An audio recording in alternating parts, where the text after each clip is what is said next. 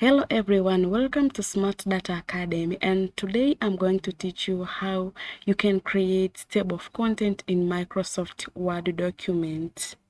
If you are preparing your company report or dissertation or anything that needs a table of content, this is the right video for you.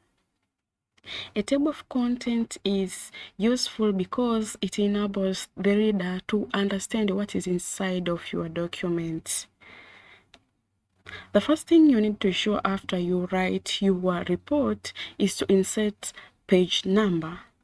And to insert page number, you'll go to the insert tab, then you'll go to the header and footer, then you select page number. You can choose either you want to see your page number at the top of the page or at the bottom of the page. I select bottom of the page, then you can select any design you want. Let's go with the accent bar one.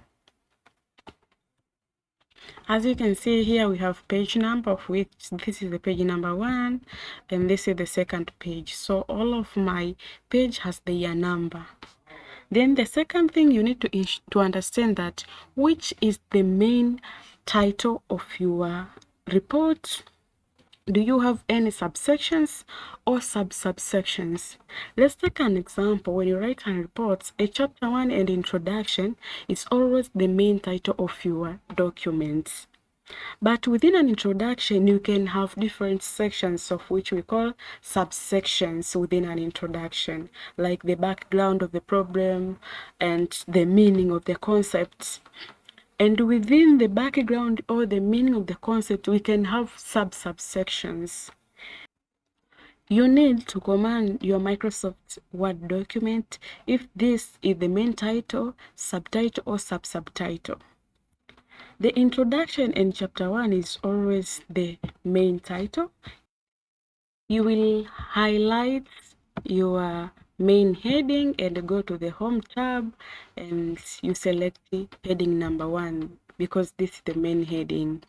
But you see there is changes in the color and I don't like this color. I want my color to be black or automatic. You'll go to the styles, then you go to apply styles, then you will select modify, and in modify you will see an option to change the color set to automatic. Okay, then you apply. You will do to the heading number 1, heading number 2, and heading number 3 to change the color. As you can see, we have black color. And the background of the problem is the subheading because it explains the introduction part. So it will be heading number 2. The statement of the problem is heading number 2. I click heading number 2. Then we have research objective, which is the heading number 2. But within research objective, we have category, which is the sub-category. This will be heading number 3.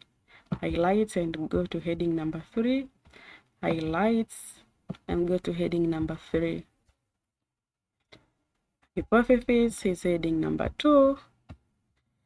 Chapter 1 and literature review is heading number 1, which is the main heading.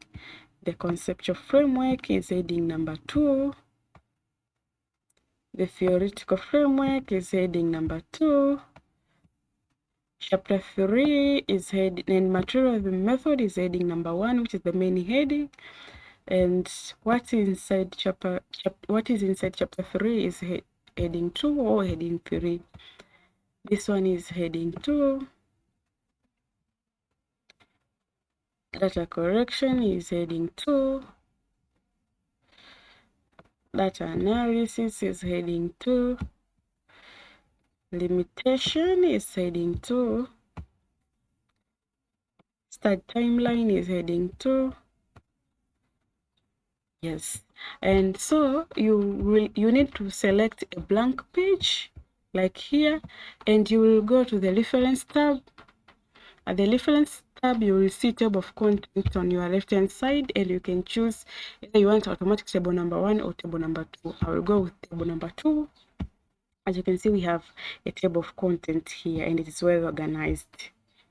So let's take an example. You forget maybe to include reference here in the table of content. You don't have reference and you want to include in the table of content. You will go to the title of the reference. highlights. Then in the home tab, you will select either you want reference to be heading number 1, heading number 2, or number 3. Let's select heading number 1. Then you will go to your table of contents and after you click your table of contents, you will see update table of content on your top of the table of contents. Then you will select update the entire table, then OK. As you can see, a reference section also is included in your table of contents.